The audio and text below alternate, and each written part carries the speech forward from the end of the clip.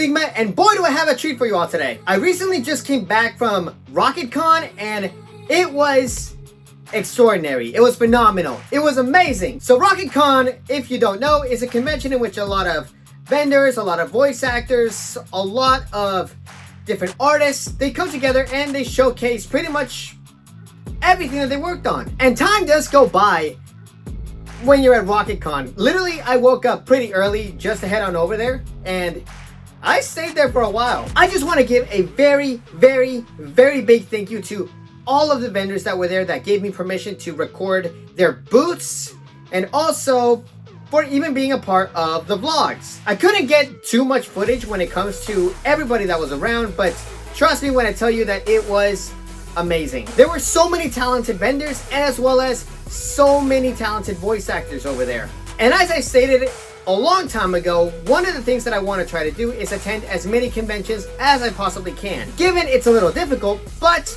I'm gonna try to make it work. I know what everybody's probably thinking, just who exactly did I go meet and what kind of stuff did I end up picking up? But I'm just going to showcase some of the things that I ended up getting autographed, as well as which actors I ended up meeting. And I'm also going to showcase some of the things that I ended up purchasing from some of the vendors who are incredible. Starting things off, we're going to talk about two voice actors that have really left an impact, especially since they are the voices of two of the most iconic characters in trading card anime. That's not a real term, but I'm just gonna roll with it. And I'm talking about the voices of Seto Kaiba and Yugi Moto. We have Dan Green and we have Eric Stewart. It was such a cool experience to meet them. Honestly, they are two of the nicest people that you're ever gonna meet. Literally, as soon as I heard that they were coming to RocketCon, immediately I had to grab my field centers and I had to get them autographed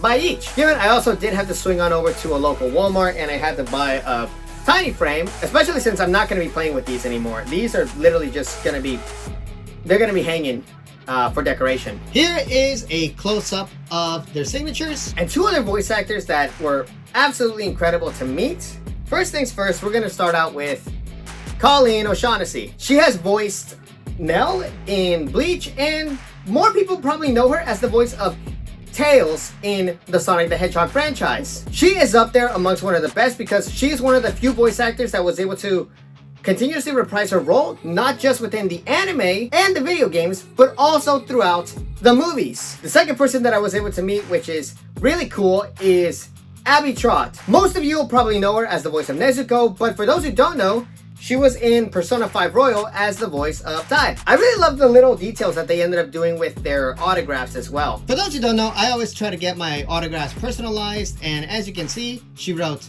My Little Guinea Pig on the print, and in Colleen's case, she just ended up writing Ichigo, which is what she screams literally in this scene. Moving on to the vendors, I want to give a huge shout out to Mega Era. Here is the business card with all of the socials, and honestly, these are some of the coolest prints that I have. We've got Aqua, we've got Namine from the Kingdom Hearts series, and these look incredible. This is art that you're never gonna find anywhere, well, unless you buy from the artist directly, and you can bet that these are gonna be going up in frames as soon as possible because these deserve to be displayed. These deserve to be showcased. Follow Mega Era on Instagram because the artwork is amazing. The next vendor that I'm going to talk about is one of the coolest people that I've met, and honestly, the stuff that he makes is pretty cool.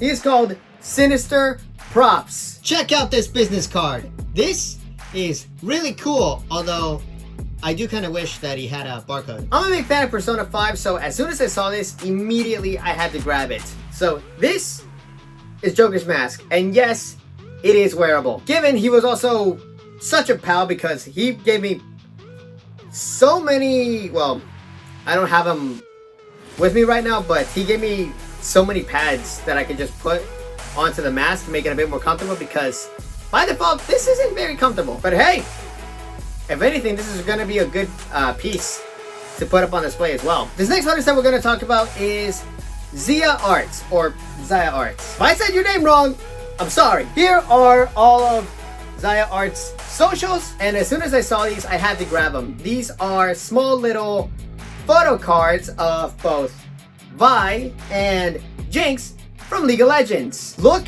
at these two. These are super cool. I try to make it a point where I could try to find at least some of these tiny little photo cards, because I have a bit of a scrapbooking kind of hobby, and something that I like to do is I like to try to find something tiny that I can just put inside from small little artists and just let it grow and grow and grow.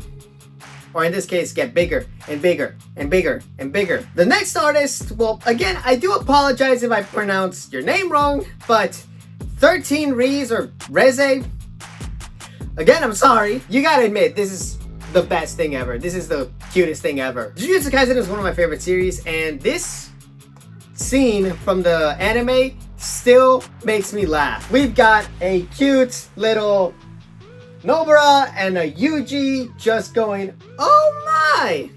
As soon as I picked this up, I immediately had to put it in a frame. Now, this isn't actually a photo card for those who are curious. This is actually a magnet. The reason why I put it into a frame is because as soon as I ended up going to buy the frame that I was going to use for the Yu-Gi-Oh cards, they only came in 2 packs. So I said, screw it. I'm just going to use the extra one and just put it in a frame as well. Don't act surprised if you see this in my desk, because this is cool. This next artist is also a comic book illustrator, and of course I am talking about Kevin Tran. This guy's incredible. I mean, have you seen any of his? Oh wait, you're about to see. Check these out. These look so cool. Now he has me up and giving me this Rogue, because Rogue is one of my favorite X-Men. She is such a badass. But these right here are amazing. They're amazing, no pun intended. As you can see, we have Spider-Man in the symbiote suit, and we also have Spider-Man in the red and blue. I love both of these designs of Spider-Man, and to have something like this ready for scrapbooking is such a treat. Now, the next artist that I ended up paying a visit to is somebody who's a bit more cultured, if you would like to know. I am, of course, talking about Piggy Limbs. Here is the business card with the socials. And in case you're wondering about the artwork that was on the business card, yes, I did end up purchasing some of them, but, well, actually, I take that back. One of them. Ta-da! These are pretty cool. So we have Harley Quinn, obviously from DC, and we also have Eve from Stellar Blade. I had to pick these up because these look really cool. Now these are gonna go on my PC, I'm not gonna lie, but the thing that I kind of realized just now is that now I'm gonna have to set up my RGB so that it matches the color scheme. Red, white, and black.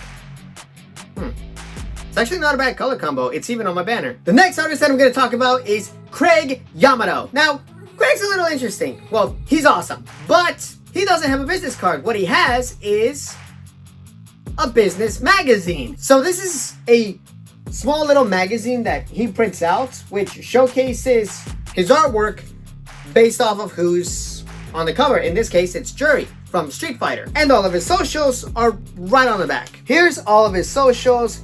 Please give him a follow, because he is one of the coolest people I've met. And lo and behold, this is also going up on my wall immediately. For those who don't know, this is Cammy White from the Street Fighter franchise. Honestly, this is so cool. I love the amount of detail that goes into this, especially since these, you can't really do this with traditional digital software. What he does is he hand sketches everything and just scans it and prints it out digitally, which is completely different than trying to draw anything using a computer software. This is really cool. Now, the last 3 people that I'm going to be talking about, unfortunately, I don't have any footage of them, nor do I have any socials. So I feel bad, but if anybody knows who these people are, please let me know in the comment section down below. The closest thing that I have is a name, and that name being Jamie Gerber, who hand sketched this Persona 3 Aegis from, honestly, it was so cool to watch him work. This is amazing. Now, this next booth, again, I don't know who it was, but this booth specialized in 3D printing a lot of tabletop items. One of my favorite forms of Magic the Gathering to play is the Commander format, and this is awesome. So, you got your life, you got your commanders, you got your casts and you have a command zone where your card is going to be in. Now, I have a lot of dice that most of the time are just, it just rolls off the table most of the time because I'm kind of careless. So this right here is definitely going to be a lifesaver. And finally, I ended up picking up 3 stickers from this other booth, which are, well, these 2 are Sonic the Hedgehog characters. It's obviously Sonic and Tails, and they're just fist bumping each other. But the next item that I have is something that is going to give me a laugh when I put it in the car. I don't even need to explain it to you. This is... I just wish people would use their blinkers more. Hey, maybe once I put this on my back, maybe they will.